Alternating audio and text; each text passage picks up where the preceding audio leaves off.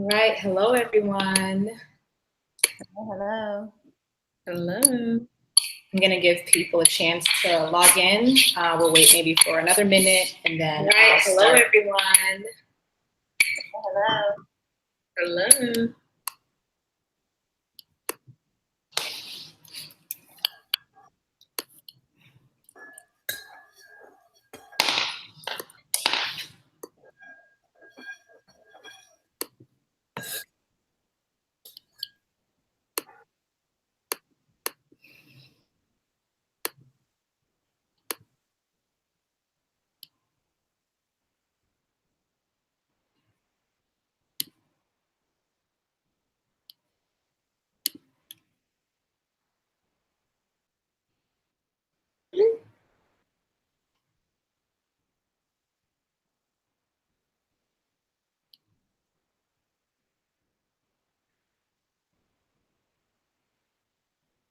Okay.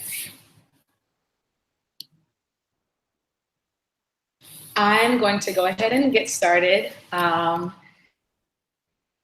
people, will stream in as they're ready.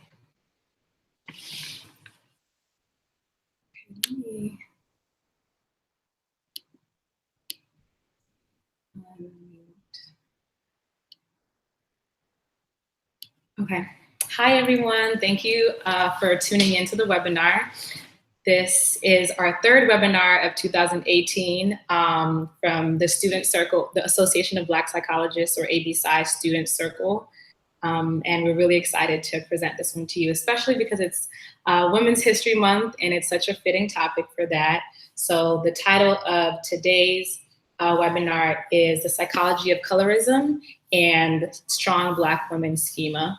And we have two phenomenal women presenting for us today. So I'll just go right ahead and get started and introduce our first speaker.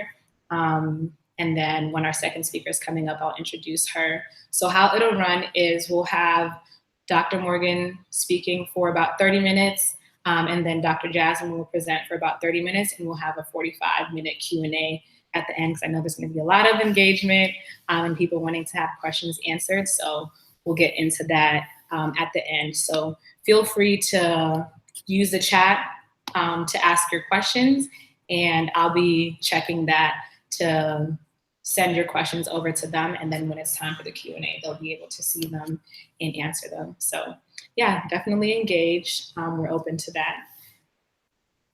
So I will start off by introducing Dr. Morgan.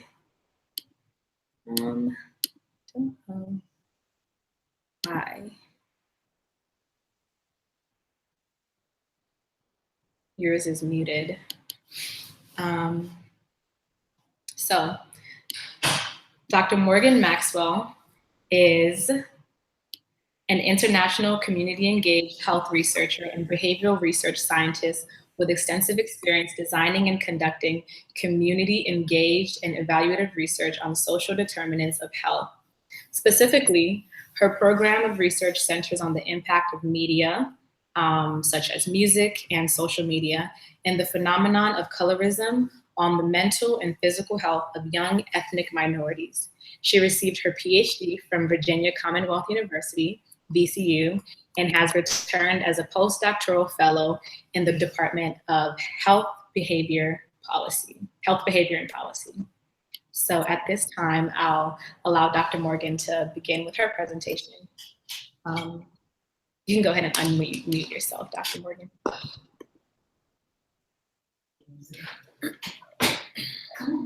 Well, good evening, everybody. I'm so excited for this presentation.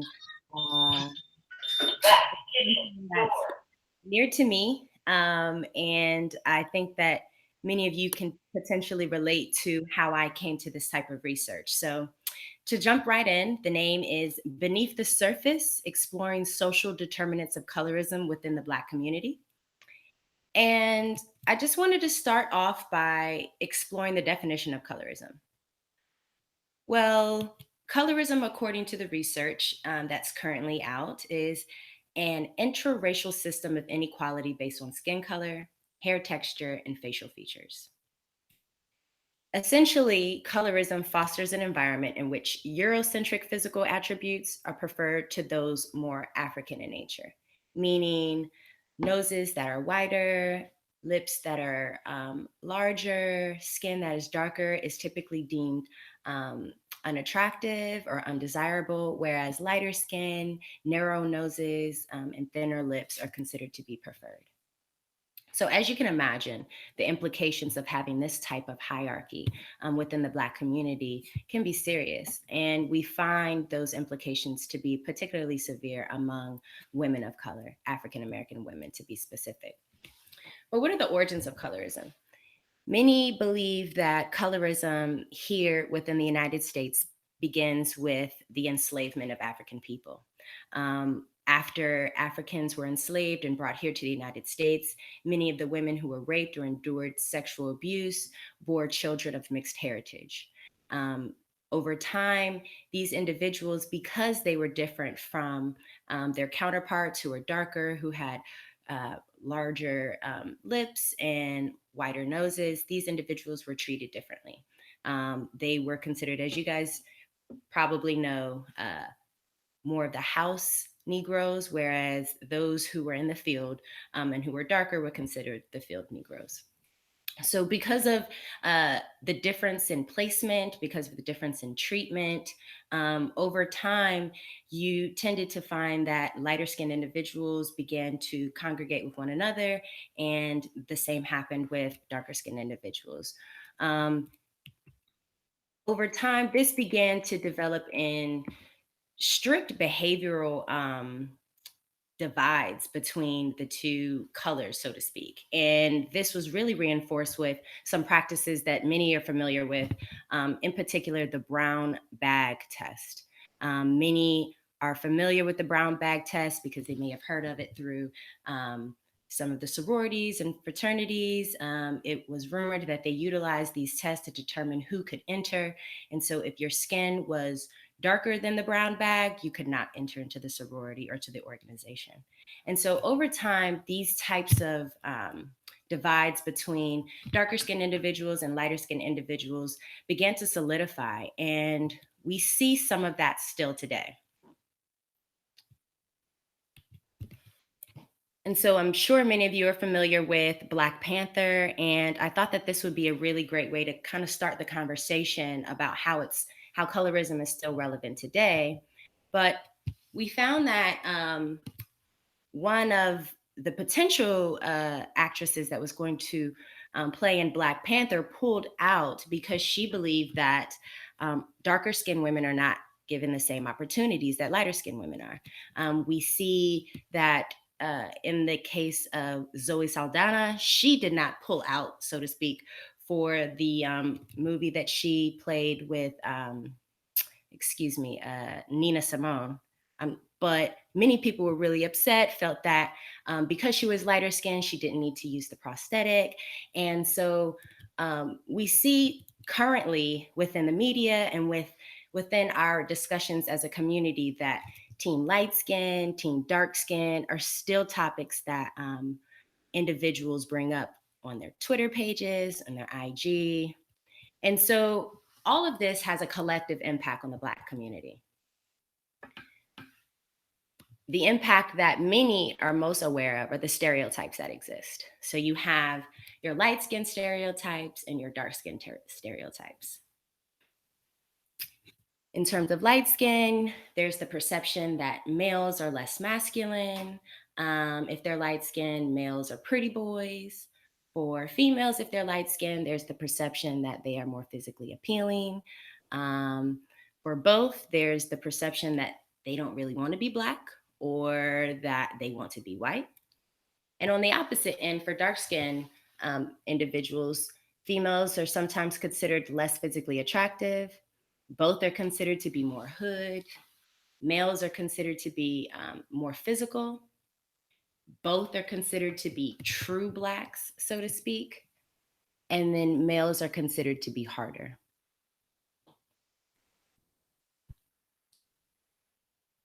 And so I wanted to highlight some of the work of a previous student of mine, Brianka Troford, and she utilized the brown bag to kind of speak about some of these stereotypes and to highlight them more.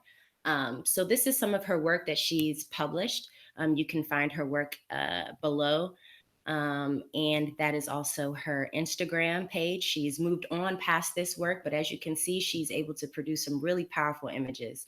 The one on the right, she wrote, "If you were lighter, you'd be prettier," which I hear many lighter skinned women say that, I get that I'm pretty because I'm light skinned. And you also have some darker skinned women who say if they were lighter, they would be perceived as darker. So Brianka was able to capture those thoughts and perceptions, in my opinion, very well on a medium that really highlights how colorism has affected the Black community, which is on the paper bag. Here's another example of her work.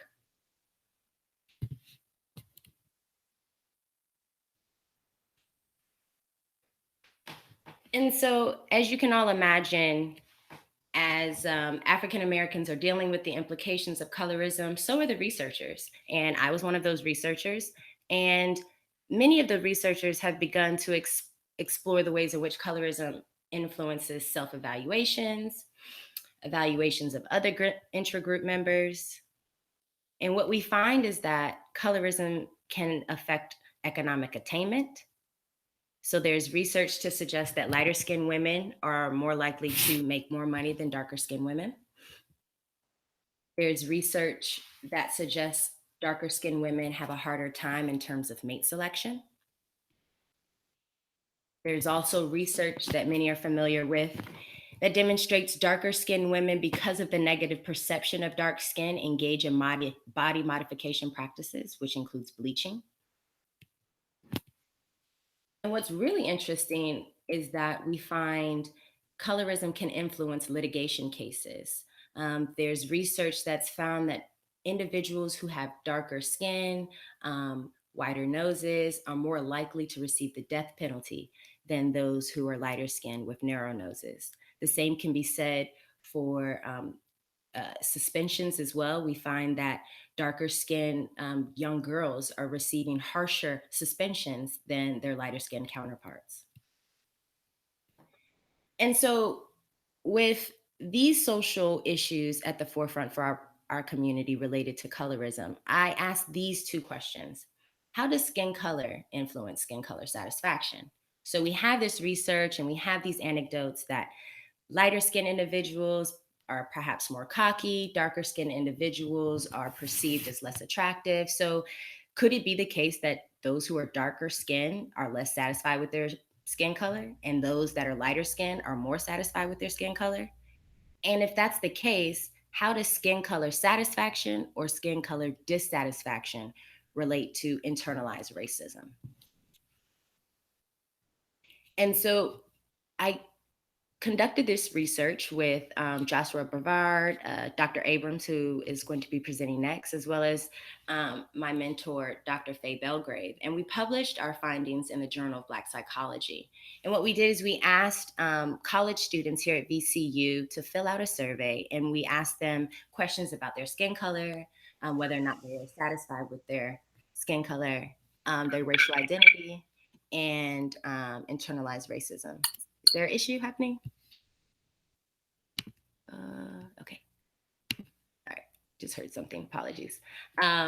So what we found is that although skin color was not significantly associated with skin color satisfaction moderated the relationship between perceived skin color and private regard, which is a measure of racial identity. So individuals who perceived their racial identity as positive, those individuals were actually influenced by skin color satisfaction. Darker skinned African Americans high in skin color satisfaction reported higher private regard than those low in skin color satisfaction. And additionally, internalized racism significantly predicted skin color satisfaction. So after that research, I began to explore social determinants of colorism. So we have this notion that certain individuals are satisfied with their skin color and others are not. But what are the social factors that are influencing colorism, its perpetuation within our community, and whether or not individuals internalize colorism? So within the research, we find that there are two main culprits: family and media. In terms of family, Wilder and Kane 2011 found that African American women identified their maternal figures as disseminators of skin color messages. So many of these women provided stories that highlighted their grandmothers or their aunts or their mothers, sharing with them that they shouldn't stay out in the sun too long because they would be too dark. Hello? I'm sorry? Oh no.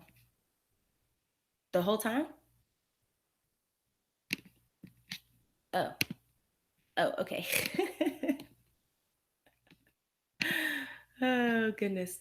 Hi, guys. So you can see this is clearly live. And I was just told that my slides are not showing. So let me make sure that that's corrected. Thank you.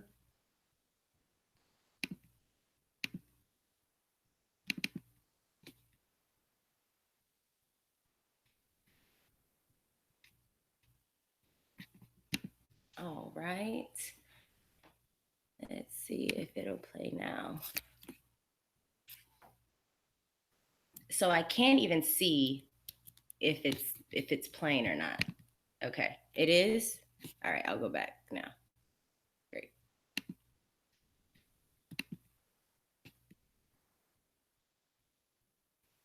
Okay, maybe not. I appreciate your patience while we clear this up.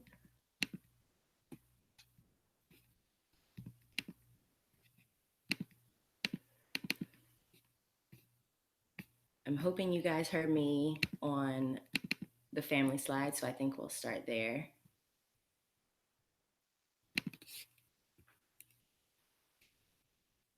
So Marita Golden, she published a book, Don't Play in the Sun, One Woman's Journey Through the Color Complex. I wanted to share this book with you all because I believe that this book really captures the qualitative research of Wilder. Hey, Doc. 2011. Yes. I still can't see your PowerPoints on the screen. Okay, now I can. So just go ahead and play the slideshow. Stay away from the... You can go ahead and play the slideshow. Okay. Can you see it now? No.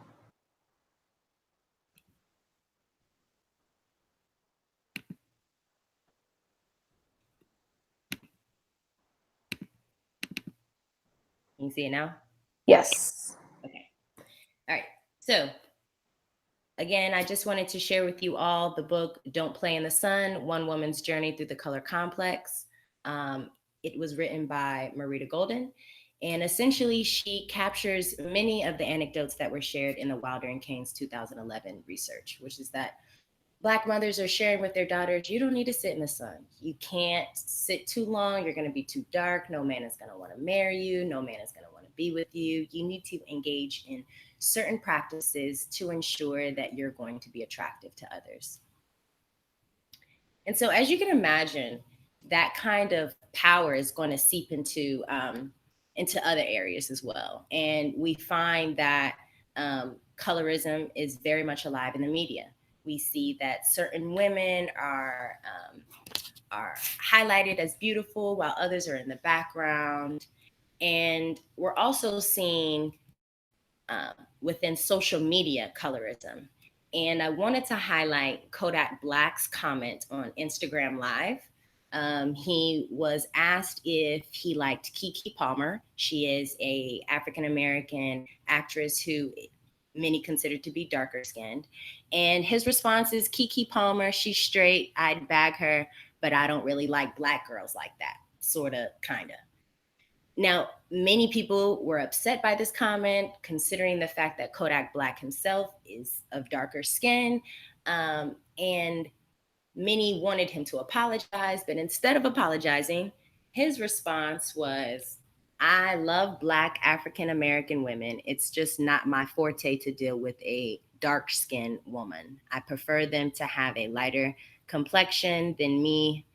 Hashtag my preference, hashtag FU. So it's clear that preferences for dark skin are very much alive and well on the social media platforms. And we know that young people are on social media. We know that old people are on social media. So I asked myself the following research question, which is, given the social determinants of colorism, so the power of media, the power of family, how do African American adolescent girls perceive skin color? And from where do they receive skin color messages?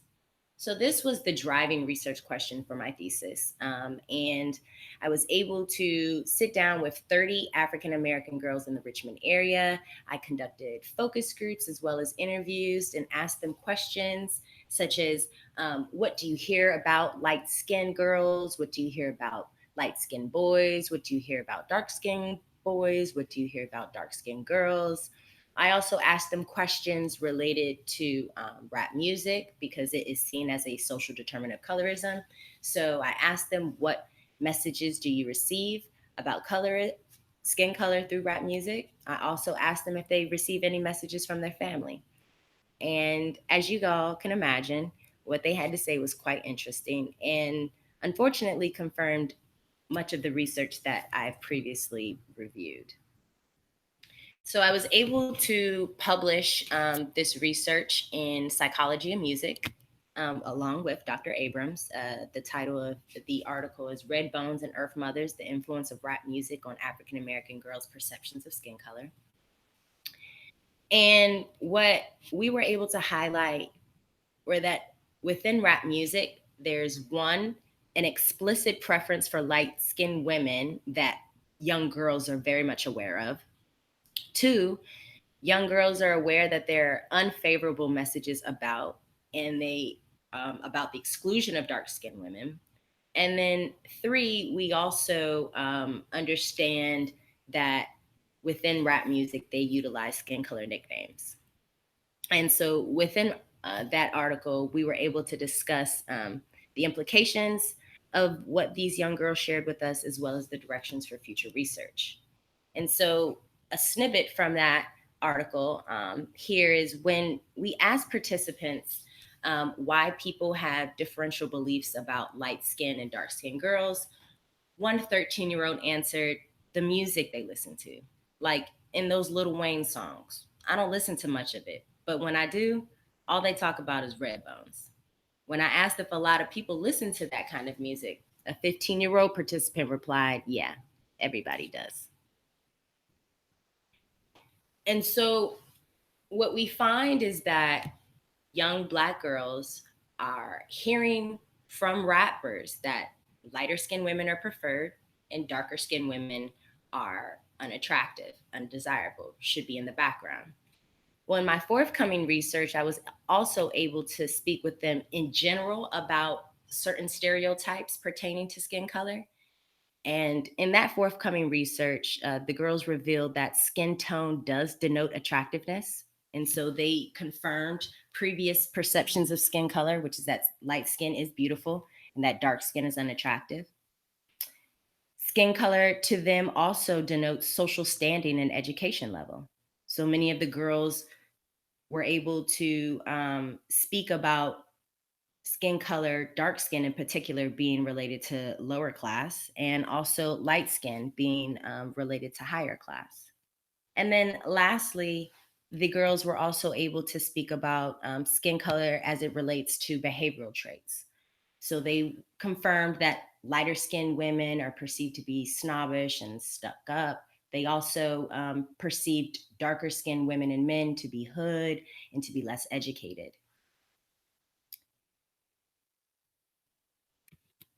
And so what does all of this mean for the Black community, and what's a potential solution? And so we actually asked the girls that as well. The last question that we posed to them is, what should we do with all of this information? Well, here's a snippet of their response. Everyone said we should broadcast it. And I said, broadcast it? Where should we broadcast it? And so we had them give themselves nicknames. So one girl named herself Mike, and she said, I don't know, wherever you can. And I said, wherever. And Aaliyah says, I think so. And I asked, anybody have any idea about where we should broadcast it? Mike says, with a big stereo, we should play it all over. Billy says we should play it for a room of Blacks and light skin and dark skin. But TT thought that was going to start problems. And I asked her why. And she said, because somebody might be offended. And I asked her, why would they be offended? She said, I don't like light-skinned people. And I think light-skinned people should date their own color. And everybody should date their own color. And someone could stand up and say, I don't feel that way. And I asked her, and it could cause a huge conflict. You think like a big fight? And she believed yes. And so I wanted to share this because it was really powerful. I had a 14-year-old girl share with a room full of African-American girls that she doesn't like light-skinned African-American people and that she believes light-skinned people should date their own. And so I think her story really highlights how colorism can deeply impact some of our members and how important it is for us to discuss it. So what can we do? Well, certain phrases like "you cute for a dark girl," that has got to go. As well as skin color related nicknames. We find that individuals who share stories about their skin color related nicknames oftentimes have issues later on down the road. We also encourage folks to monitor what content they're consuming, as well as counter any type of colorist messages that you receive. So if you do hear people or individuals speaking about certain folks of a skin color in a general way, it's important to kind of counter that with other examples. And then reinforcing the fact that there's beauty in all people of African ancestry. And talking about it openly is definitely going to change the conversation, because people of color are beautiful, they come in different shapes, different sizes. And what's really awesome and what's encouraging is that folks are talking more about the fact that we need to be equally represented. And I wanted to end with Rihanna's FENTY commercial, so to speak, or her advertisement, because I really appreciate the fact that she's highlighting the different shades and the fact that women of various colors are beautiful. So I appreciate your time today. I wanted it to be really informal. This is very different. I normally like to engage my audience, be able to look you in the eye, ask you questions. So I appreciate you guys rolling with me. But yes, thank you.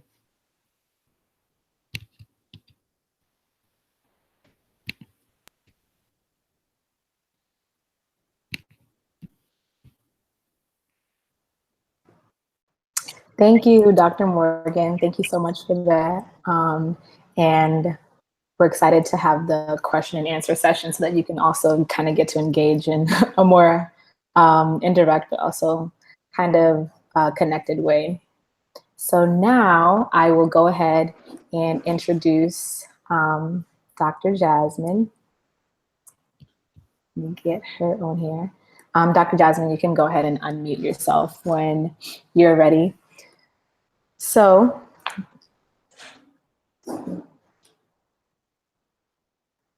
Dr. Jasmine is a community health psychologist and research scientist who examines psychological and cultural factors related to health behaviors and health outcomes among marginalized populations.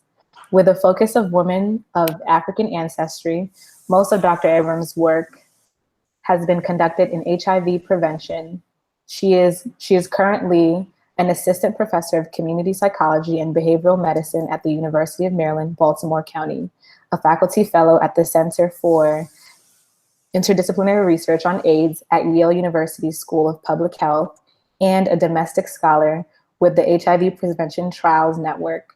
As an international behavioral research scientist, Dr. Abrams develops, implements, and evaluates multi-level evidence-based interventions.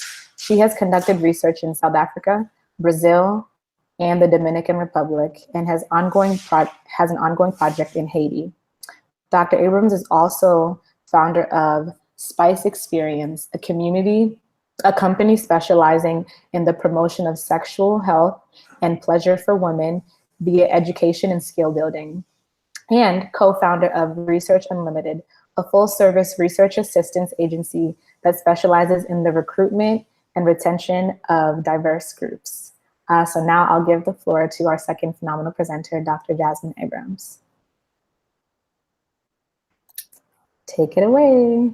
All right. So I'm very, very happy to be with you guys tonight. I'm excited for the interactive question and answer portion, just like Dr. Maxwell mentioned. And I'm also going to be a bit informal this evening. I want to sort of start off with just sort of the relevance of this work for me as a scientist, but also for me as a Black woman as well. The strong Black woman phenomenon is something that's very pervasive in Black culture. Most people, most Black women, based on my research, identify as strong Black women. And even those who don't identify have at the very least heard of it.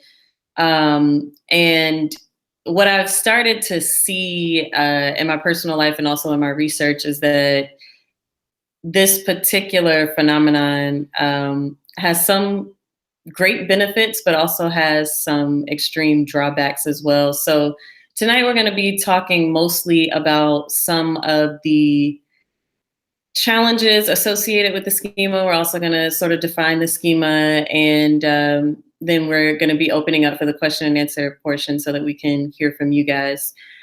But I'm going to go ahead and share my screen so you guys can see my slides. Let's get this going. Okay.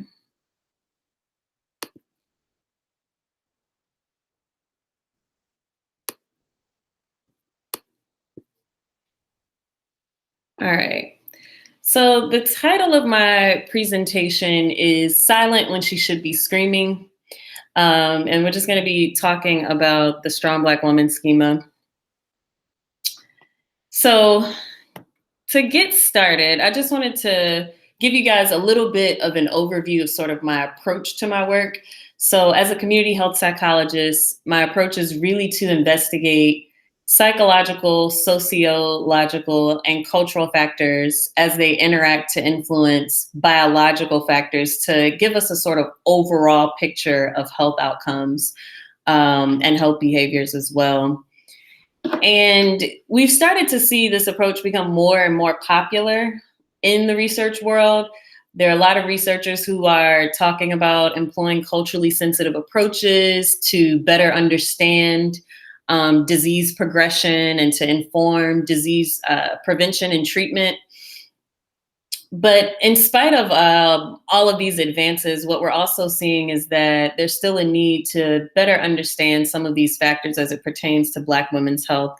And that's one of the gaps that my work is filling. Hey, Doc, can you go ahead and try your slides again? Okay, are they not showing up? Yeah. Okay. And let me know, I'll try them again now, but let me know if they're not showing. Mm-hmm. Can you guys see them? So I saw you started, not sure why it's not showing. Huh.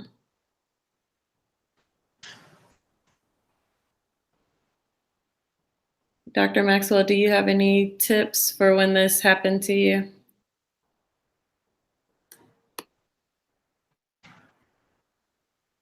You're muted.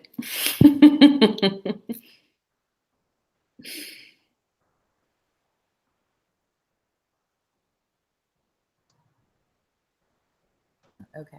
So I can see, oh, go ahead, Dr. Maxwell. Yes, so I closed the actual screen and then went back to the screen share to share again. Closed Okay, the screen share. So close the screen share, stop the screen share, and then try to do. Okay. Let's see. Does that stop it? You guys see me, right? Yeah. I don't know why it's being weird. Okay, let's try again. If I just share my entire screen, I'll go that way.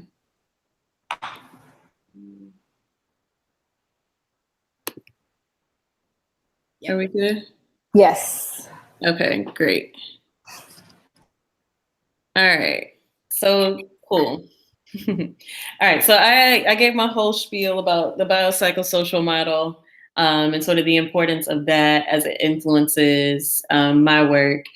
And just as a lead in, so with regard to understanding some of the psychological and cultural processes, that was sort of what got me on the path to the Strong Black Woman. What actually happened was we were conducting a study on gender role beliefs of Black women and just getting more information about how that influenced health outcomes. And in every single focus group that we conducted, all of the women we spoke with mentioned the Strong Black Woman schema even before we questioned them about it. And to me, that spoke to the importance and the pervasiveness of the schema in their lives. When I started looking into the schema more formally, I was struggling to find a sort of concrete definition in the research literature. There have been several studies that had been conducted, but a lot of them were about sort of the negative experiences of Black women who identify as strong Black women, and not a lot of information, just simply defining the schema. And one of the things we sort of did to get a better idea of how Black women were defining this, we turned to popular media. And at the time that I was beginning to put this publication together, Lifetime was running a series about, it was called The Girlfriend Intervention. And their sort of tagline is that they were going to bring the strong Black woman out of white women. And so they had 4 Black women cast to sort of give makeovers to white women. And it was an abysmal fail, thankfully, because there were a lot of sociocultural issues associated with this particular show. But the show in and of itself just demonstrated how widespread the strength ideal is, not only among Black women, but it's also a cultural expectation that our society has developed for Black women. And we also see very public figures, the most recent being Auntie Maxine, when she stated in front of tons of people that she's a strong Black woman and she cannot be intimidated. She's not going anywhere. And what we see with this comment and many others is that Black women seem to be aspiring to this ideal. It's something that's generally positively regarded, is also what we were gathering from sort of searching the media for evaluations and descriptions of the schema. And even in popular culture, so within music, Chrisette Michele actually released last year a song entitled The Strong Black Woman. A few years ago, Alicia Keys had a song called Superwoman. And I mean, the list goes on and on and on. A lot of people remember the song Independent, which was also talking about the sort of strength and independence of Black women as well. With this information that we gathered from the popular media and sort of some of these cultural outlets, we decided to analyze some of the data we had about gender role beliefs of Black women, with special attention on giving definition to the strong Black woman schema and really deepening our understanding of some of these characteristics that women held in high esteem. So this first study that we did, again, the purpose was just to really understand how Black women perceive the strong Black woman role and how the roles are defined. We had 44 Black women who ranged in age from 18 to 91. They were of various religious backgrounds, some not identifying with the religion, and many identifying as either Christian or Muslim. Variety of marital statuses, single, divorced, married, separated. And we also had a bit of a range in socioeconomic status as well. So we had quite a few diverse perspectives. And when we asked women about their thoughts and opinions on this role, we had 4 primary themes emerge from our data. One was that Black women who identify in this way exhibit multiple forms of strength. And those 3 forms of strength tended to manifest in the following ways: in independence, resilience, and also in leadership. We also found that self and ethnic pride was a big characteristic associated with the schema. Being every woman or embracing multiple roles was also associated with the schema, as well as having a strong identification with religion and or spirituality. So I'm just gonna touch on each of these really quickly. For our first theme, in the qualitative study, what we found was that with these 3 sub-themes, the independence, resilience, and leadership, these were the types of strength, and they even had some sort of subtleties with them as well. So with the independence, we noticed that it wasn't just independence. There were 2 separate forms of independence. One was obligatory independence and one was volitional. So with obligatory independence, it was more the case of like, I have to provide for everyone and I have to provide for myself because I don't have a choice. I don't have anyone else to sort of lean back on and depend on. Everyone looks to me. In comparison to the volitional independence, which is demonstrated by this quote below, where Black women were sort of demonstrating that, you know, I would benefit from some help, but sometimes I just need to know that I can do it by myself. And even though I do have people to call on for help, sometimes I just want to do it so that I know I don't need anybody else to supply my needs or to offer me a helping hand. I know that I can sort of be self-sustaining, if you will. And this one 40-year-old divorced mother, she specifically said, I'm a single mom, you know, and I'm very independent, and that makes me strong in a sense because I don't look for a Black man to supply my needs. And again, this is just one form of strength that was demonstrated by some of our participants. The other type was resilience. And we found that resilience was both learned and also compulsory. So learned in that women really picked up these lessons from their own mothers, from their grandmothers, from friends, other extended family members or fictive kin, that part of being a Black woman is to be able to pick yourself up and keep going no matter what. And they saw these examples in other women around them. And also women spoke about celebrities as well that they watched do this, like Oprah and Michelle Obama, for example. The other type of resilience that we picked up on was a sense of compulsory resilience. So it wasn't just that, you know, we're learning that we need to be strong from our mothers and even lessons from our ancestors, but we're also picking up on the fact that there's not a moment in time where we can't be resilient. Like if anything comes our way, we need to be able to bounce back immediately. So it's almost this sort of resilience that's never ending. And lastly, matriarchal leadership was also a form of strength that we noticed. So a lot of our participants talked about either themselves being heads of their families or households or being single parents and doing things alone. Or they spoke about being raised in a family where the woman was the head of the household and how this was sort of an ideal. Another theme and sort of characteristic that we found was this self and ethnic pride. And what was really interesting about this theme was it wasn't just having self or ethnic pride, it was particularly having this sense of pride in the face of intersectional oppression.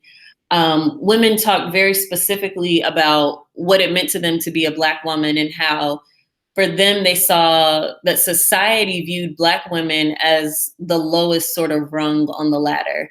And even in spite of being viewed that way, it's important to identify as a Black woman who is proud to be a Black woman, not a woman that wants to be anything other than what she was born to be in terms of race and ethnicity. And I really like this quote by the late, great Audre Lorde, who really captures some of the issues that these women were experiencing in terms of intersectional oppression. And she says, there's no such thing as a single issue struggle because we don't lead or live single issue lives. And women talked about, it's not just that I'm Black, but I'm also a woman, and how that particular experience, the intersection of racial identity with gender identity, creating this oppression that was, for them, the sort of worst type of oppression that could exist. And again, just being able to band together with other women and be proud in spite of those experiences.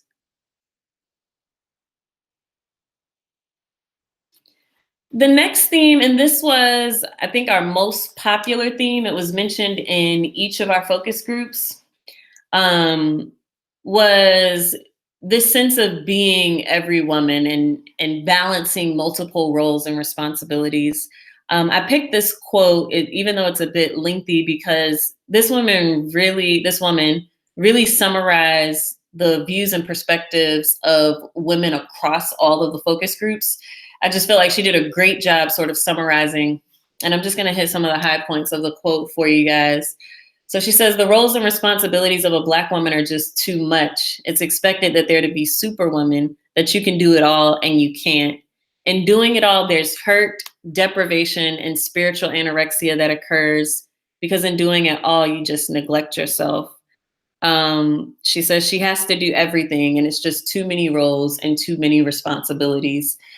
And after this woman said the quote, everyone in the room was silent, and you heard a few groans like preach, people were in agreement. And this quote was one that really stuck with me, especially this piece here where she says, in doing it all, there's deprivation, hurt, and spiritual anorexia that occurs because you neglect yourself, and then the health problems come.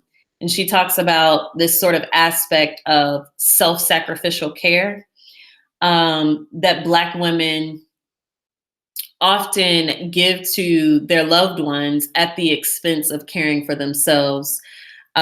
She talked about how Black women and other women in the focus groups as well talked about this sort of sense of giving until you literally have nothing left to give.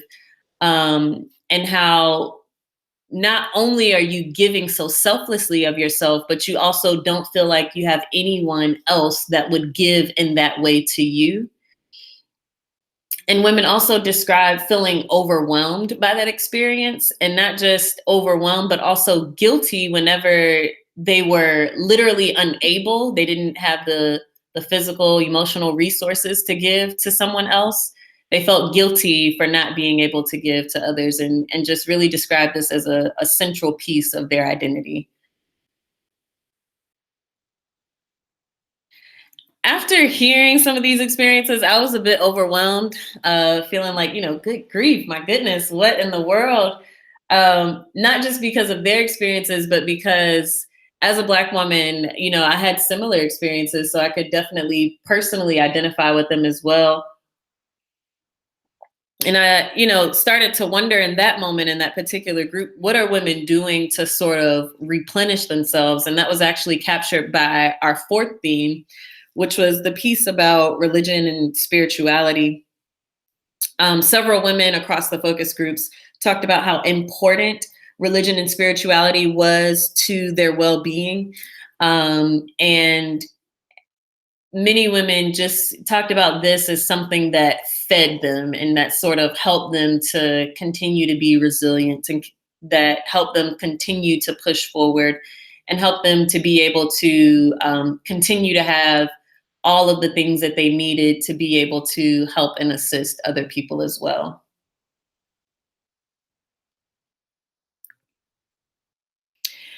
So I've given this talk to a few different audiences talking about the Strong Black Woman Schema and the experiences of Black women. And one of the questions that I've gotten, especially in mixed audiences, and when I say mixed, I mean racial and ethnic diversity, what makes this unique to Black women? This sounds like, experiences of all women. This doesn't sound like anything that's necessarily unique to Black women. All women sacrifice. All women feel like they have to be strong. All women feel like they need to provide for others and be caretakers and, manage these multiple roles and responsibilities and be independent, et cetera, et cetera.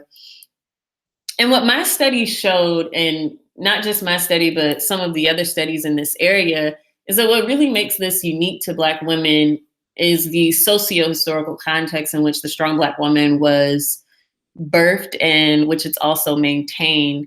So there's a long history of marginalization and exclusion in this country and other countries as well. But Black women often use this history as a reference point for their strength. So for example, in our study, participants shared that they believe that they should be resilient and they should be able to handle whatever their life circumstances were, no matter how overwhelming the experiences were, because of what their ancestors endured. Women talked about how their ancestors endured slavery and how their ancestors endured maltreatment and other forms of oppression. And how, if their ancestors were able to survive all of those things, then they should absolutely, positively be able to endure whatever it is that they have to endure today. And my sort of next direction, especially after hearing that quote from one of the participants about, after you've been a Black woman and you've identified yourself in this way and you're giving selflessly and you're being independent, then your health problems start to come. And that sort of really began to raise several questions for me about how does this social, cultural, and psychological experience of being a strong Black woman relate to health outcomes, especially for a group of women who disproportionately experience several different types of chronic conditions. For example, Black women are more likely to die from breast cancer, cervical cancer, cardiovascular disease, and complications related to HIV. In addition, they also experience the highest rates of low birth weight and preterm delivery compared to women of other racial or ethnic backgrounds. And one particular area of interest for me is looking at Black women's risk for cardiovascular disease. And again, just looking at some of these factors as they interact with cardiovascular disease is sort of my approach as a health psychologist. And I thought, the strong Black woman schema is definitely a great way to sort of pick up on some of these cultural, psychological, and social experiences and really start to look toward how this schema might be impacting health. And when I started to look into the research literature about cardiovascular disease, I was myself overwhelmed. According to the American Heart Association, in 1 year, the number of Black women who will lose their lives to cardiovascular disease is the equivalent to having the bodies of deceased Black women fill all of the seats at the Ravens football stadium. So I'm here in Baltimore. And not just this stadium, but also the venue that my institution uses for graduation. We could fill the Ravens Stadium and our Baltimore Arena, where we have the UMBC graduation, twice over with the bodies of deceased Black women from just cardiovascular disease, just one type of illness, just one health disparity, just 1 year. So for me, this was quite an overwhelming statistic. There is a bit of silver lining because 85% of deaths related to cardiovascular disease are actually preventable. And many of the strategies for prevention can be related to some of the social determinants of health, but also to lifestyle behaviors as well. So just to sort of recap that, cardiovascular disease is the leading cause of death among Black women. In terms of statistics, it impacts over half of Black women over the age of 20. And Black women are also more likely to die and often die at younger ages compared to women of other racial or ethnic backgrounds. So I'm going to fast forward to the findings because I know I'm getting short on time and I sort of anticipated that I would be, but we had 200 women participate in this study. It was a community-based study. And some of the variables that we looked at in addition to the Strong Black Woman schema were risk factors for cardiovascular disease, including stress. So what we found was this sort of expectation to be a strong woman was associated with increased perceived stress. We found that this aspect of self-sacrificial caregiving was related to the self-silencing that women talked about. So in addition to being strong, one of the sort of ways that that strength was manifested is not letting other people know how you feel. So silencing your emotions and always putting on your sort of poker face or game face, if you will. And not really letting anyone know that, you know, maybe you're hurting or depressed or sad on the inside, but you still show up every day for work, you still smile, you still help everyone, you're still, you know, on the outside, your normal self. And that's what the self-silencing piece captured. And what we also found was that this self-silencing that women engaged in was also a predictor of increased cardiovascular disease risk. And as a follow-up to this study, we were, again, still interested in some of the risk factors associated with cardiovascular disease, as well as some of the mental health implications associated with being a strong Black woman.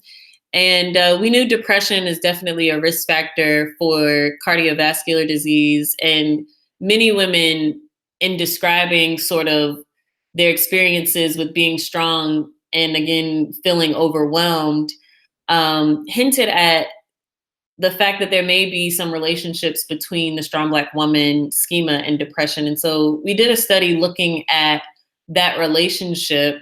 And there have been a few other scholars who've also looked at this relationship. But what we did that sort of added to the literature in a new way was looked at, well, what's sort of mediating the relationship between strength and depression?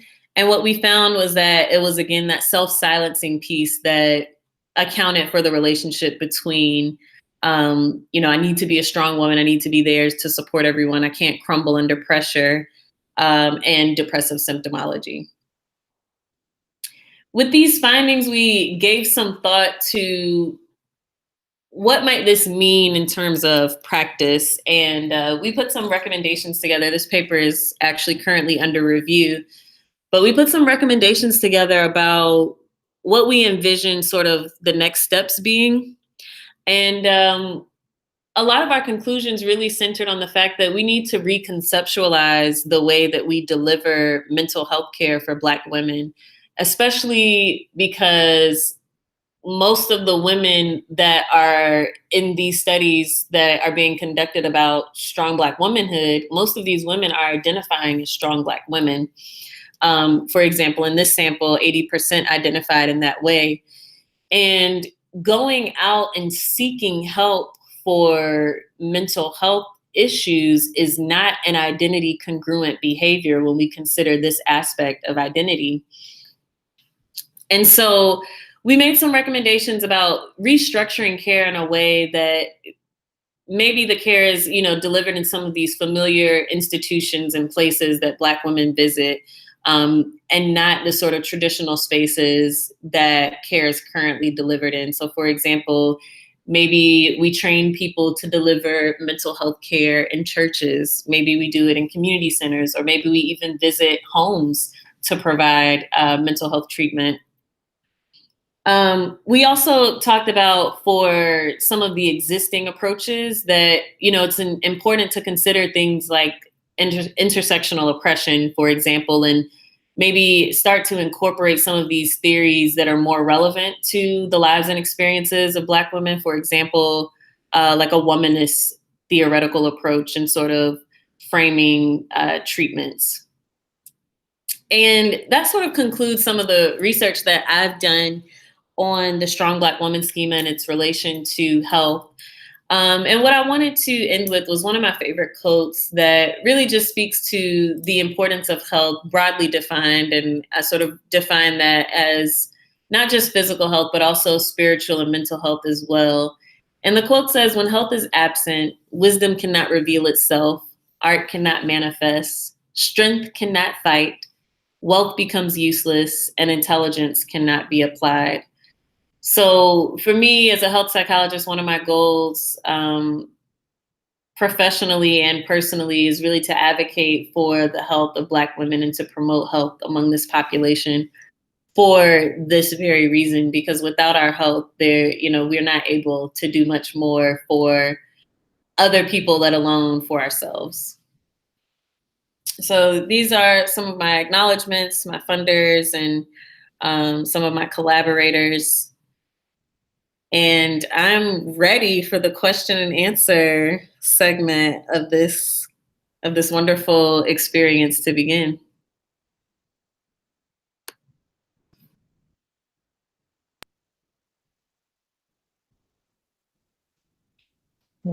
Yes. Thank you, Dr. Jasmine, for that wonderful presentation. That was really interesting. Let's see. Let me, open it up so that we can see all of us. So let's see. One of the first questions that we got was to Dr. Morgan. And the user asked, is the phrase fair skin actually derived from the meaning of fair versus unfair, or is there another meaning of fair that is being used in this expression? Well, while there is potential for double entendre there, I don't believe that it was originally used in that fashion. Fair actually means light or blonde. Mm-hmm. So individuals are speaking of folks who are fair skin, they mean of light skin. But given the research that currently exists, one could make that connection that fair skin is considered to be fair. Okay, thank you. There were some comments, also some other questions too, that I'll ask this user to clarify, because I wasn't sure exactly what he meant, but maybe you might understand it. And if not, we can ask him or her to clarify their question. Okay. But Dr. Jasmine, when you were talking, you prefaced how when you're dealing with mixed audiences, so like different races and ethnicities in an audience, they ask you the question of what makes this unique to Black women. Their question said, this part seems to, or this was a comment they started off with, this part seems to be reflexive of the experience of many human beings living in America. For example, like them wanting to be giving, being exhausted and feeling unappreciated. And then they just noted that the intersectionality notion doesn't seem to be supported by other data, which was a comment. So I'm not sure if you want to respond to that or if there's a question attached to that. But I'll go with that one, and then I will come with the second part of their comment. Yeah, so the notion of intersectionality is actually supported by quite a bit of data. And if you do a search on any sort of database for scholarly literature, you'll find quite a bit of support for the framework. And Kimberly Crenshaw's seminal work, and also some of her talks, like she did a TED Talk a few years ago, really describe very well the sort of meanings and experiences of intersectional identities. The example that sort of inspired her definition, or rather creation of this concept, she gave the example of this woman who was filing a case for discrimination in the workplace. And the assumption was that she was filing discrimination, the suit, because she was a woman and she wasn't being hired because she's a woman. And the judge or the other party that was arguing against her case said, well, the argument doesn't stand because this company has hired women before. And then they were saying, okay, she's making the argument because she's Black. Oh, this argument doesn't stand because the company has hired Black people before. Well, in fact, the company had never hired Black women before. And there were several applicants who had applied, including herself, who were just as well qualified as the white women who applied and as the Black men who had also applied. And so that's what sort of gave birth to this phrase, intersectionality. It's not just my experience as a Black person moving through this world. It's not just my experience as a woman moving through this world, but my experiences as a Black woman are uniquely different from that of any other women and that of Black men. And we see this to be the case when it comes to health outcomes as well. In some instances, Black women, in comparison to Black men, are suffering disproportionately from various health conditions. And in addition, in comparison to women of other racial ethnic backgrounds. And many scholars believe, and data supports, that it's their intersection of being right in the middle of two of the most marginalized identities, being both a woman and being both Black. Mm-hmm. Okay. Thank you for responding to that comment. The next part of it is you kind of just touched on it by what you were saying about it being specific to Black women. But the comment was, it is curious that, actually, let me see. Let me read the last one first. The person said, I just don't see how the data isn't about being a Black person versus being a Black woman if the outcomes are better, unless SEC has an inverse impact upon Black women, unlike any other subset. What is SEC? I'm sorry. So oh, is it? I can ask them to clarify. That's one thing I wasn't. Okay.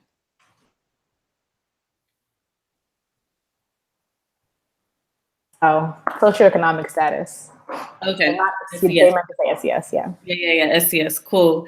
Yeah, great question. And SES is generally a good predictor, but in some studies, and if this person wants to drop me their email, I can definitely share this with them. There have been studies looking at the Black women's experiences with maternal health, so especially also the health of their children. So looking at low birth weight and also preterm delivery, as well as some studies in the cardiovascular disease literature that talk about diminishing returns. So if you do a search on that particular topic, you'll find some really interesting papers that talk about how, yes, for the general population, as SES increases, health outcomes improve. However, for Black women, that's not the case. Black women experience what we're terming now diminishing returns on indicators of socioeconomic status like education and income. So there's one study done a few years back that looked at low birth weight and preterm delivery. And what they found was that for Black women with college degrees, these are Black women who had graduated from a 4-year institution, compared to white women with 4-year degrees. I'm sorry, white women with a high school diploma. The white women with a high school diploma still had better birth outcomes than Black women with 4-year degrees. So the whole argument with SES being a stronger indicator gets thrown out of the window. And what we also see in the cardiovascular disease literature is that there's a certain point to where income and SES result in more positive outcomes for Black women, but then that relationship starts going downward. So the higher Black women move up the education and income ladder, the more they're seeing some diminishing returns on their health outcomes in terms of cardiovascular disease as well.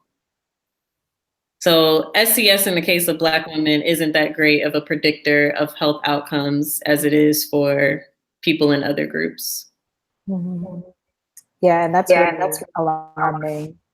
To your point before, when you started talking about the health outcomes, Dr. Yopia, thanks Dr. Jackson, she commented and she said that that's further supported by the history of conducting medical procedures on Black women with no anesthesia, the myth that Black women don't feel pain. Mm-hmm, for sure. Yeah, thank you for that comment. Mm-hmm. So we have a question for you, Dr. Maxwell, and the question reads, when conducting your research with the adolescents, did you look into self-esteem or images of self in relation to the messages that they were receiving from the different media platforms? So that's a fantastic question. I really appreciate that. So this was the work that I conducted as I was a more junior investigator. I conducted this for my thesis. And initially, that is exactly what I wanted to do. I wanted to go in and speak to girls about how colorism is impacting them directly. But because this is a vulnerable population and because those types of questions could potentially trigger things in young women, I was recommended to kind of stray away from that conversation and to focus more indirectly. So we asked the girls in general, what do they hear about skin color? And the hope was that we would be able to infer from what they shared. And so we did see in general, just based on our field notes, going back and analyzing the data, that many girls, when describing the differences in treatment that some dark-skinned girls receive and some light-skinned girls receive, they were disheartened, they were saddened. There were some quotes that you can find in the article that we published where girls said, I don't understand. What's the big deal about a light-skinned girl? Why is it that everyone hates dark-skinned girls? And so hearing the young girls lament about those types of things, I believe that you can kind of tap into where they potentially are in terms of their self-esteem. But we didn't directly measure that. That research is, I believe, needed. Obviously, you're going to have to jump over a few more hoops to kind of get to that.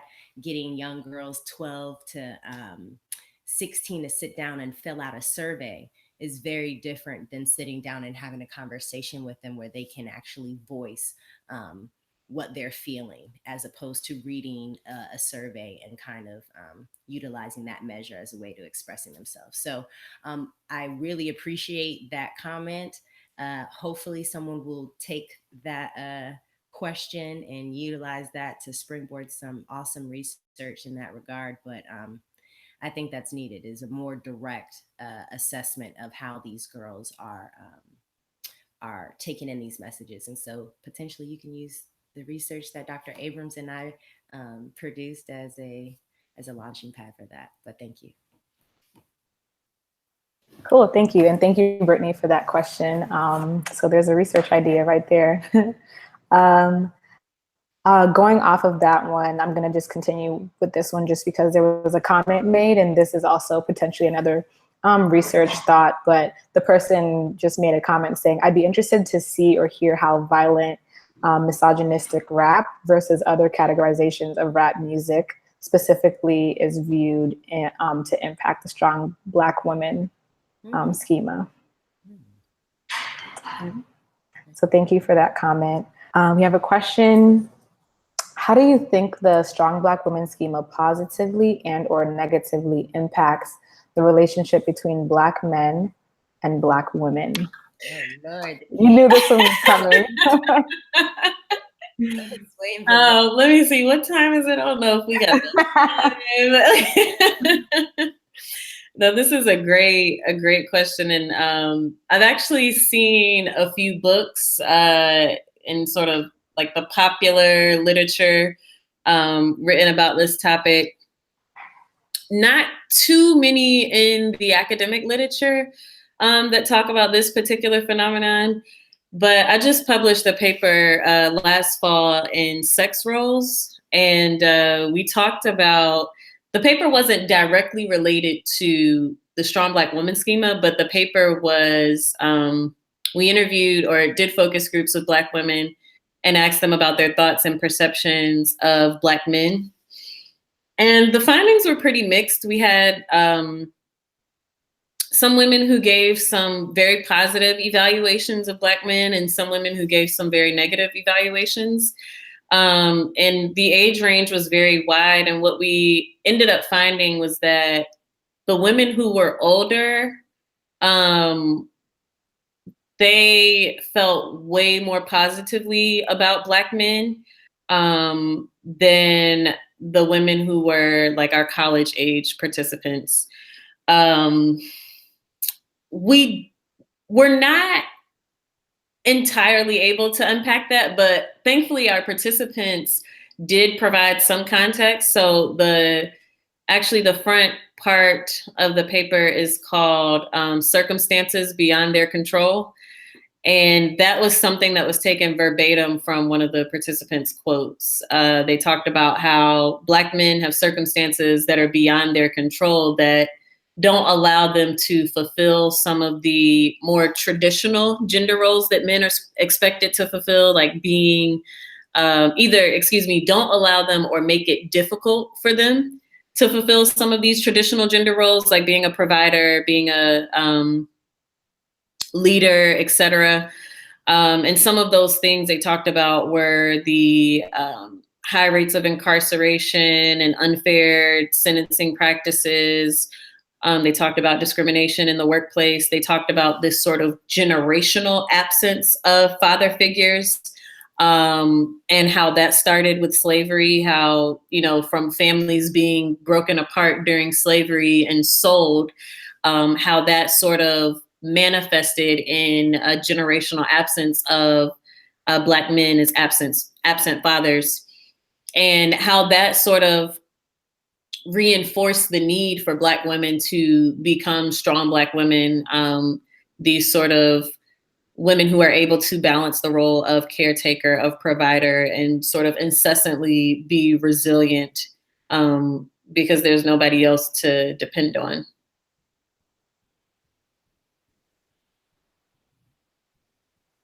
Yeah, thank you. I think that last point was key too, because I think about how the system still plays a role in it with like having a lot of our men being incarcerated, and that's still affecting the way that Black women can move in the household and things like that. Dr. Maxwell, do you have anything to add to that? Well, I mean, I was able to contribute to that manuscript as well. And I think something that I wanted to add is that it was a bit difficult for us to get it published. People did not want to hear about the negative perceptions that some Black women held about Black men. And so I think that that's something we need to discuss in general. We hypothesized that the journals that rejected us did not want to be the journal that in this day and age highlights Black men in a negative way. And so it was just interesting, our experience shopping our paper around, so to speak, to different journals, and the perceptions that we received. People did not appreciate some of the candidness of the women. And that's something interesting because, yes, what they said reflect pain and in many ways made you uncomfortable to read, but it was the truth. And so I think it's important to share that type of information. But yeah, it was an interesting experience publishing this work, and also being able to connect with some of the women and their voices. As a woman of color trying to date in this day and age, you can understand the frustration where there's an expectation that, you know, you're supposed to do it all as a strong Black woman, but then as a Southern woman, I also have an expectation of men. And so just trying to balance that as well. And I think that ties back into intersectionality, is that we have all these different identities that are going to influence our relationships with our men. And so for me in particular, I do identify as a strong Black woman, but at the same time, I identify as a Southern woman who appreciates chivalry and men stepping up to the plate. And so just trying to balance all of that, I think is really interesting. And some of our research taps into that. Thank you for that. That's a really good point. That kind of makes me think of something, and I haven't thought this out all the way through, so I'm just going to say it as it comes out. But I'm wondering, so being a strong Black woman and then also kind of wanting to have, like you were saying, a chivalrous person, and just thinking of like feminism and Black feminism, how do you hold those two things together so people don't think that, well, you know, you said you're a strong Black woman and you're a feminist. So why do you want me to like open the door for you and be chivalrous? Yeah, how do you hold those two things together? Mm-hmm. And I think Black women are trying to negotiate that now. And in many ways, some are doing it successfully. Others are, some men are perceiving it as women being more savage. I don't know. So we'll those are the words that I'm hearing now from the strong Black women. So I don't know what you guys are hearing, to speak more colloquially. Yeah, I think this is a really interesting topic because I haven't seen a lot of research on this particular topic, but I know this is a conversation that I'm sort of actively having with many of my friends who are Black women and sometimes family members. And it manifests in different ways. Like some of the women that I'm interacting with, it's like, I just want to break from always having to be the person that does it all. And I would like to have a partner that I can depend on. But that also knows that I'm not incapable of sort of providing for myself. And so it's definitely something that's multidimensional, it's layered, it's complicated. And, you know, to sort of personally out myself, I definitely identify as a Black feminist, but I also prefer traditional gender roles as sort of backwards as many of my other feminist friends feel like that may be. But that's sort of my preference. And what I tell some of my friends and other like associates that when we discuss this issue is that, you know, it's individual. It's not, we can't make these sort of sweeping conclusions about people and their preferences, how they identify sort of sociopolitically and how that manifests when they're in a home sort of context or a relational context, maybe two completely different things. Mm-hmm. And yeah, just I think it's important to sort of make the note that we can't make sweeping generalizations. There may be feminists that prefer traditional gender roles. There may be feminists that prefer egalitarian or non-traditional gender roles. So I think it's just important to recognize that these things function more at an individual level, and whatever works for you is what you should go with. Yep, I think that's very true. Obviously, like everybody is different. And sometimes culture plays a role in it too, into like what your preference is versus what, you know, this is. You can still like hold that idea and be a Black feminist and still want those things on like a personal level. Mm-hmm. For sure. Yes. So switching gears a little bit, if anyone has comments about those two, then we can continue to take that. But one of the questions was asked, do either of you have any published research on Black men and assimilation? or if you know of any, I guess. I would point you in the direction of our mentor, Dr. Faye Belgrave, but it's not as much as a shout out to her work that focuses on Black men, but more on Black boys. She wrote a book recently with a colleague of ours, Joshua Brevard, about Black boys. So perhaps that might be a starting point, but to be quite honest, I haven't published in that area. Yeah. Okay. To when you were talking about women expressing hard truths about Black men, and I think when you were talking about the journal and having a hard time getting it published in certain journals, someone made the comment or asked the question about, was it truth as supported by data, or was it more truth as it was the women's perceptions, or like the women having internalized the myth? So I think that question is sort of interestingly worded and comes with several assumptions. So for this particular study, it was qualitative research. And the goal of qualitative research is not to sort of objectively identify and paint relationships between variables or describe things. The goal of qualitative research is to, in many instances, is to really get a subjective capture of what people's personal experiences, beliefs, preferences, et cetera, are. And so in that regard, it was the truth of these women's experiences that we can't sort of take away from them. These were their experiences, and these were their words. And yeah, like to second what Dr. Maxwell said, the sort of impression that we were getting, journal editors would write us back and say, you know, this paper is very well written and definitely adds to the literature, but, you know, we just don't think it's a good fit for this particular journal. Some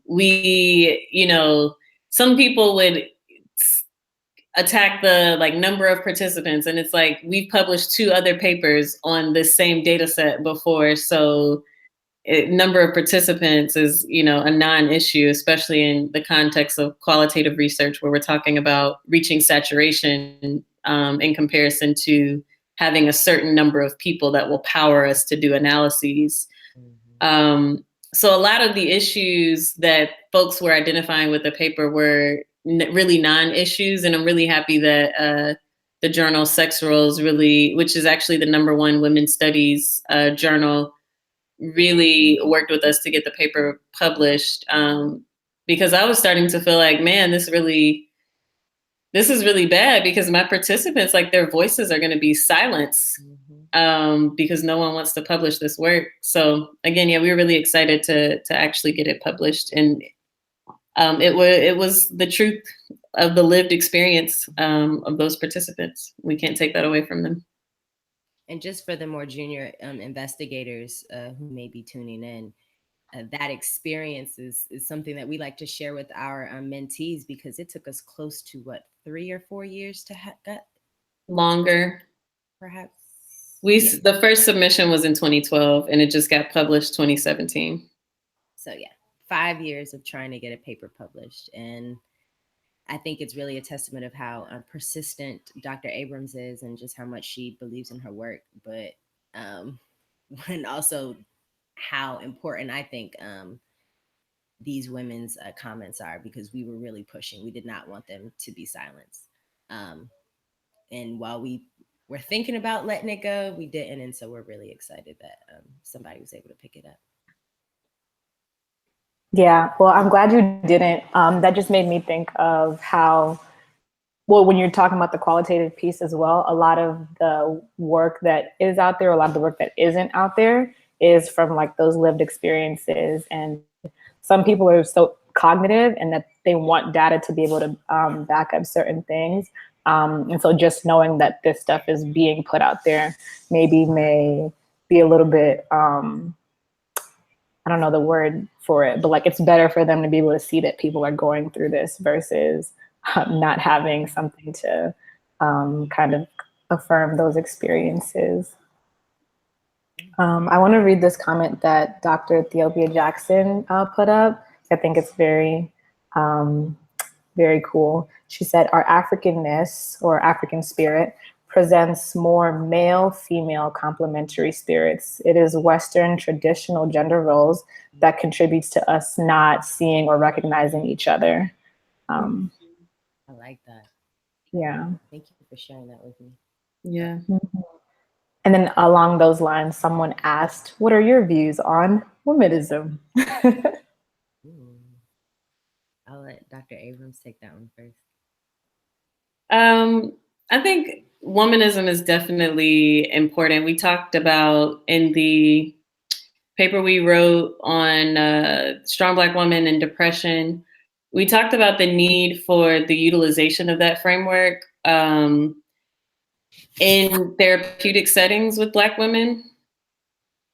Because in this particular instance, when we're talking about mental health care and the delivery of mental health care and sort of issues related to access, we are talking about training people and the healthcare that's being delivered is from a training perspective that was not developed for Black people. Some of these things, some, definitely not all have been adapted for Black people, but these practices were not developed with Black people and especially not Black women in mind. And thinking about frameworks like womanism, I mean, that could completely revolutionize a spectrum of care, especially when womanism, really considers some of the unique experiences of Black women and sort of, if we think about applying that in a counseling or clinical setting that really seeks to heal Black women from traumatic experiences and help them cope with some of these experiences, we're literally talking about revolutionizing an aspect of treatment and potentially access to the treatment as well. I agree with many of the points that Dr. Abrams highlighted. For me personally, what I like most about womanism is that it attempts to correct some of the pitfalls of the past in terms of feminism, where the experiences of Black women or women of color are marginalized. And so I think in the past we were having women who are experiencing very different factors and having experiences that are very different from us driving the conversation. And so now with womanism, I think that everyone is at the table. And so we're all equally contributing to the conversation in a way that folks understand how women of color, white women who are all contributing. So I really enjoy that aspect of womanism right now. And as Dr. Abrams suggested, bringing that into the clinical realm, I think is going to be beneficial because more women will feel as if their unique circumstances are being taken into account.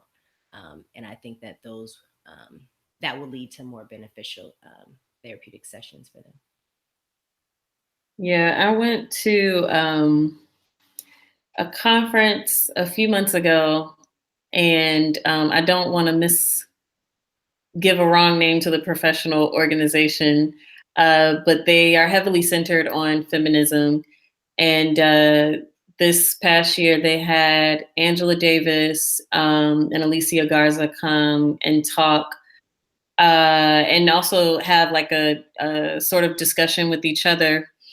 And they talked about feminism, they talked about womanism, and one of the things that's sort of been seared in my brain that Angela Davis was mentioning was about how important it is to center Black women. And if we take it a step further, Black trans women, and why that's important. And she really spoke to the idea that when we center the most marginalized of the marginalized, and we focus on liberation for this particular group, we focus on equity for this particular group, in order for us to get to this particular group, the most marginalized of the marginalized, everyone else will be liberated in the process. So we were speaking specifically in the context of the Black Lives Matter movement, and she was sort of saying, you know, when people center Black women, they will have an understanding of why, like, the phrase needs to be Black Lives Matter. She said when people understand that, they'll understand, like, when people really get a sense of why Black Lives Matter, they will understand that by virtue of us saying Black Lives Matter, we're saying all lives matter.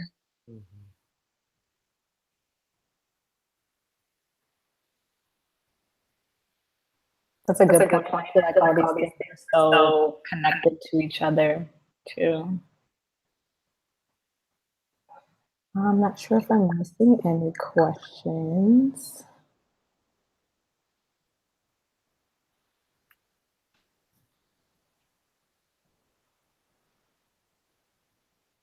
I don't see any questions that I'm missing.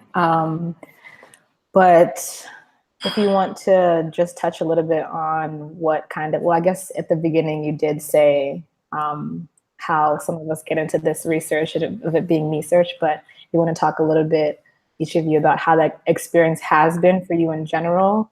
You did mention the journals and how it's, you know, how they've taken that. But can you say a little bit about how your experience has been doing this research in the field and how, if in any way, it's influencing you still in your current roles? You can go first, Jess. Sure. So this has been a journey. First of all, let me say that I love conducting research.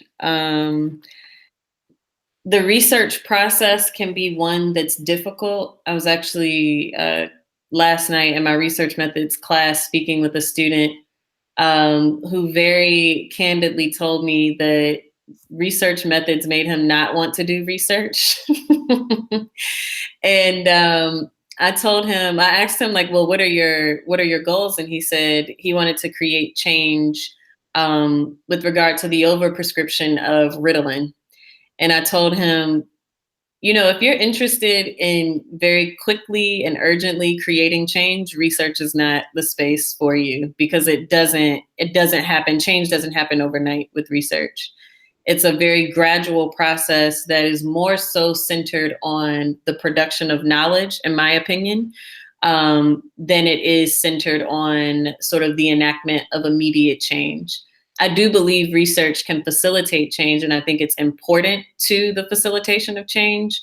But for people looking to engage in sort of immediate action, research is not the space, because it's just a long process from, you know, conceptualizing and designing a study to getting it approved by an IRB, to actually doing it, recruiting the participants, conducting the study, making sense of your findings or writing them up, submitting them to a journal, maybe 7 journals, and then, you know, getting it published. It's a long process.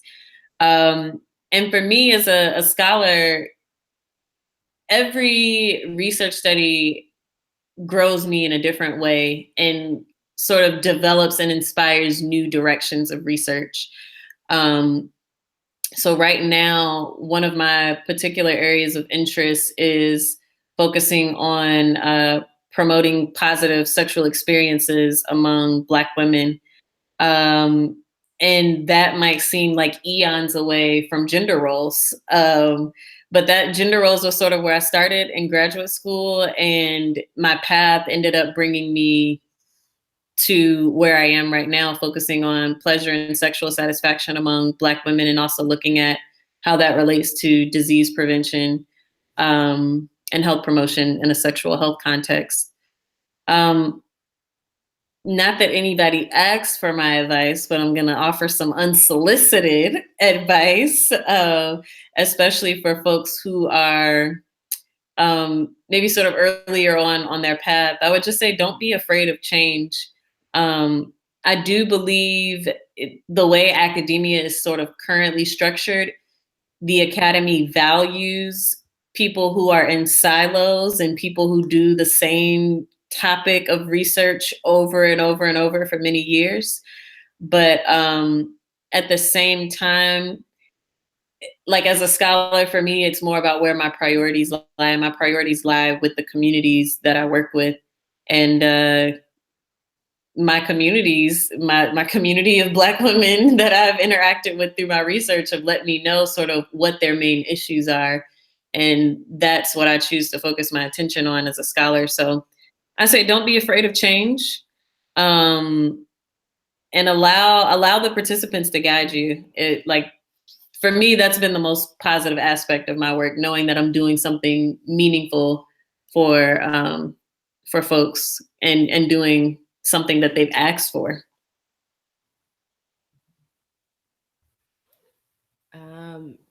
Yeah, I've moved significantly from the current topic of colorism with regard to my work.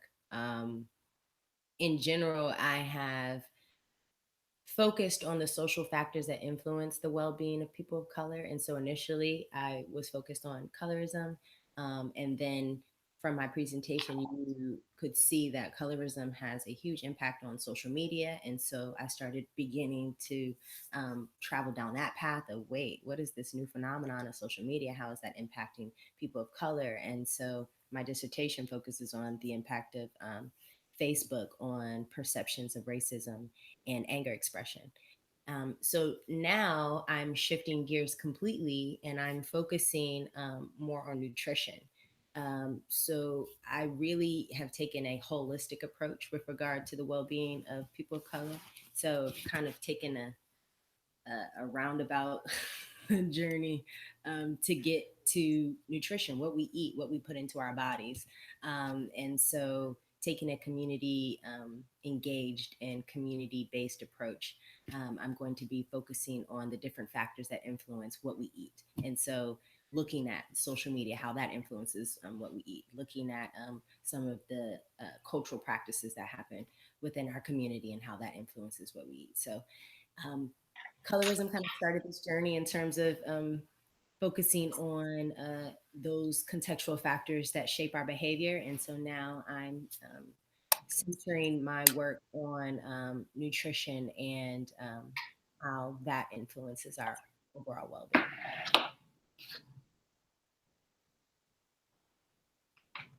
Cool, thank you. I like the point of you saying listening to the community and doing the work that matters to us. And it seems like both of you are doing that. We have a question. This is directed at you, Dr. Jasmine. How do you suggest health psychologists be more active in our communities to start reconstructing what receiving mental health services looks like, so people are not afraid to touch it? Yeah, I think that's a great question. And that community engaged and action-oriented research, I think those approaches can't be stressed enough.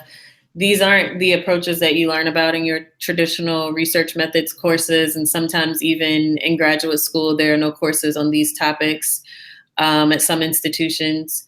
But I think if we're talking about becoming more active in communities and doing that in a way that I think is valuable, meaningful, and sustainable, I think it really starts with first, at the very first and most basic level, getting a pulse on what it is that the community needs. So one, before you even step foot in a community talking about research, just going in and identifying and talking with people without trying to get anything out of them, just going in to build relationships and then figuring out what is it that's important to this community. And sometimes it may have absolutely nothing to do with your program of research.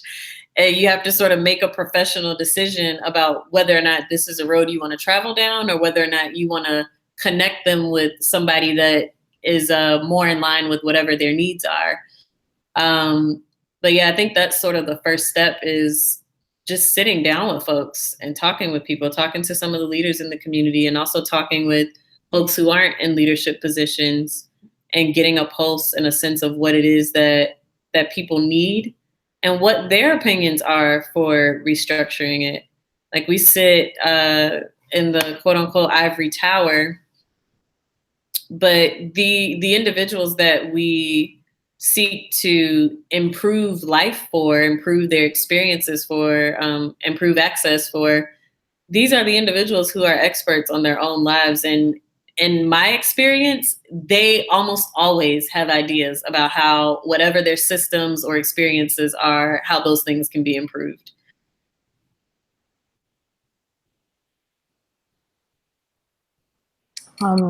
Dr. Morgan, do you have anything to add to that? No, she covered it. Okay.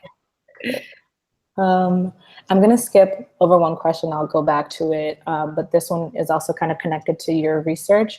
Do you have research findings? Have your research findings applied to Black women in other countries, such as South Africa, Brazil, and European countries, as far as the strong Black woman schema, feminism, and rates of cardiovascular disease? That is a great question. So I'll sort of work from the back to the front. The rates of cardiovascular disease in the countries that I've gone to, and it's been really interesting, like thinking of South Africa, because there Black people are not racial or ethnic minorities, but they're still a marginalized and oppressed group of individuals. And the health outcomes, not just for cardiovascular disease, but also for many other chronic conditions, are comparatively worse for people of African ancestry across the diaspora. We've seen that in Brazil. We've seen that in South Africa. I don't do any work in Europe. That's not really my ministry at all. So most of my work has been in the diaspora, particularly South America and the Caribbean. But yeah, I've seen like health disparities exist across those lines. I have not conducted research related to gender roles in these other countries. But even in like conducting the health related research, the Black women that I've spoke with in these other countries talk about being strong. And so that they don't necessarily term it the strong Black woman. But I've heard Black women talk about being resilient and strong and independent, and even super women in these other countries as well. And I know Dr. Maxwell has also seen instances of colorism around the globe. Mm-hmm. Yes. We've actually written on some of that. Yes, I have. We've written mainly on colorism pertaining to African Americans, but the literature absolutely explores bleaching practices in Africa and Jamaica, also looking at colorism within the Indian community, how there's the perception that Indians are light, fair-skinned, with narrow noses, when in fact there are many pictures of Indian women who represent the other end of the spectrum. So that type of research is definitely out there. I have not conducted that research in either one of those countries, but nonetheless, that research exists.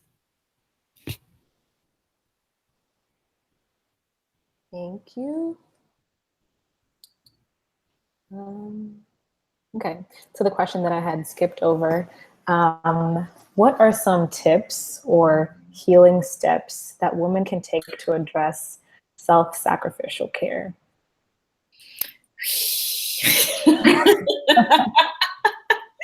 This is a great question. And to be quite honest, it's something that I'm still sort of navigating professionally and personally as well. it's difficult because there isn't necessarily a one size fits all approach. I remember I was in a meeting yesterday, and one of my colleagues was talking about a study that had done a few years back about teaching single mothers about mindfulness-based stress reduction. And he said, I was a researcher on this team, but I was thinking, like, this is not sufficient. Like, we are giving these women mindfulness-based stress reduction to cope with some of the circumstances and experiences and systems that are creating the stress that they're experiencing. He said he felt like it was giving them a BB gun to fight a nuclear war. And so sometimes I feel that way with some of the approaches and studies that I see. And I've often, I really have spent quite a bit of time, excuse me, thinking about how we look at some of our approaches as psychologists, because we're often very individual and sometimes group level focused, and even sometimes community level focused.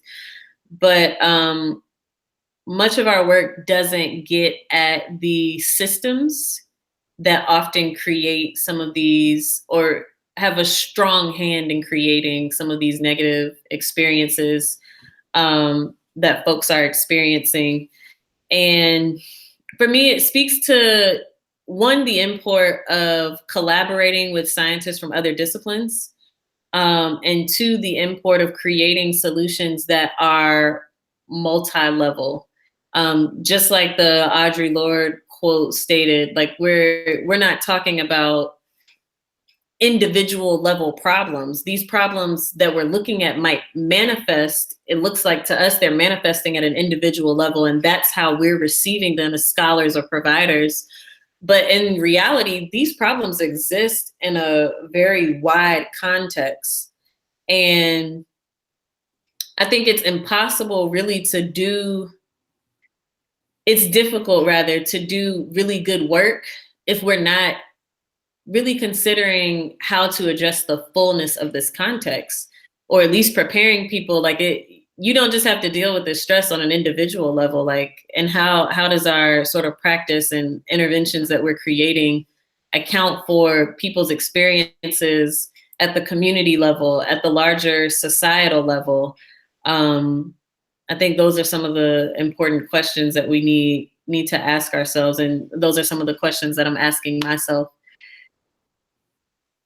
Start with saying no, though.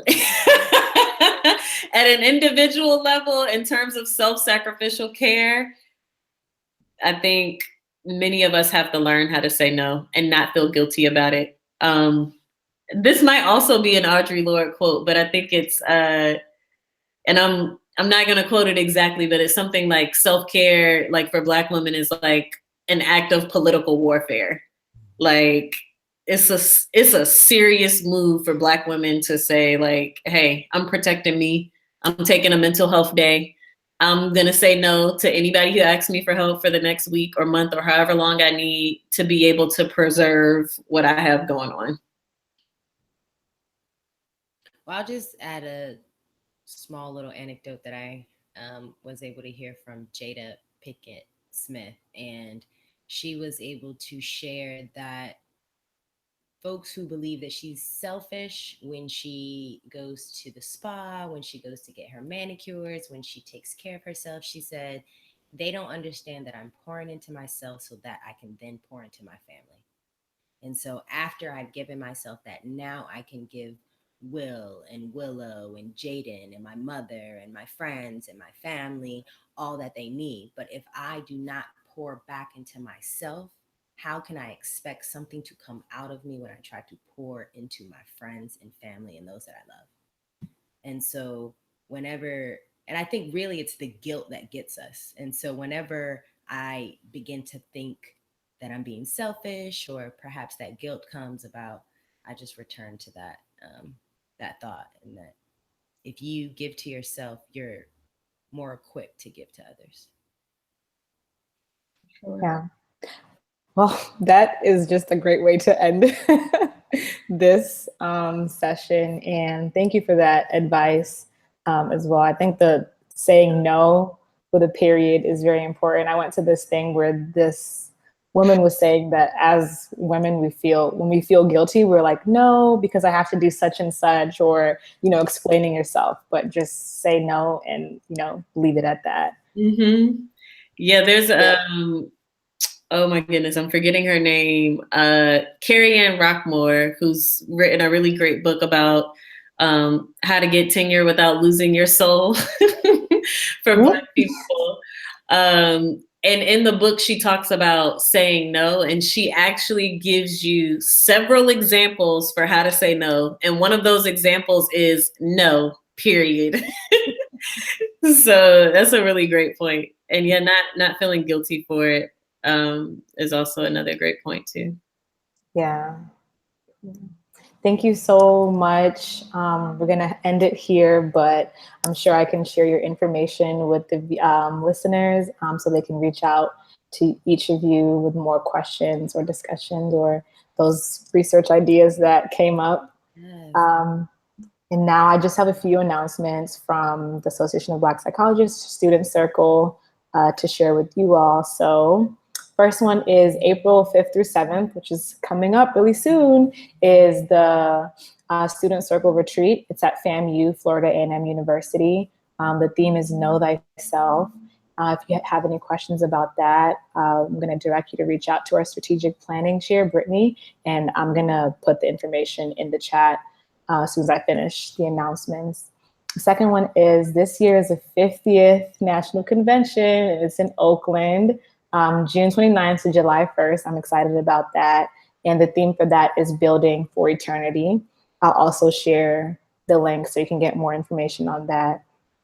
And then super excited about our student circle. We have a podcast now. It's called Rooted. And this is being led out by our Eastern Regional Rep, Evan.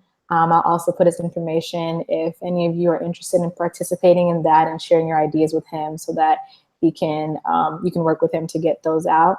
And I'll share the links to that. We're on iTunes and as well as SoundCloud. And the first one is already up. It was with Evan and Cecile, who is our Jegniship chair. So definitely check that out. And lastly, if you have any general questions, feel free to reach out to myself on Robina, I'm the secretary, or you can reach out to Oba, our student circle chair, and I'll also put his email in there so that you all can reach out.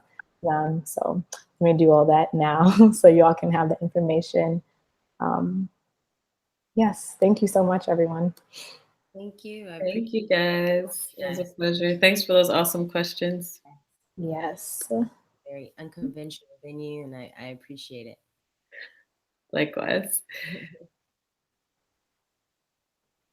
Well, you all have a good Oh, sorry, Dr. Jasmine Morgan. Someone asked if they can get copies of the slides or if there'll be a way to access those. No, the YouTube video stays up, but they wanted to know specifically about your slides. Sure. Yeah, sure. If they send us an email. Okay, Cool. cool. So I'll share the emails with them.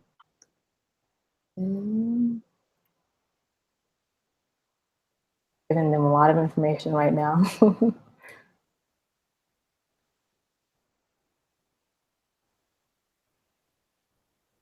How many people did we have join us tonight? I think the most was like up to 50. Oh, that's so awesome. Mm-hmm. Dope.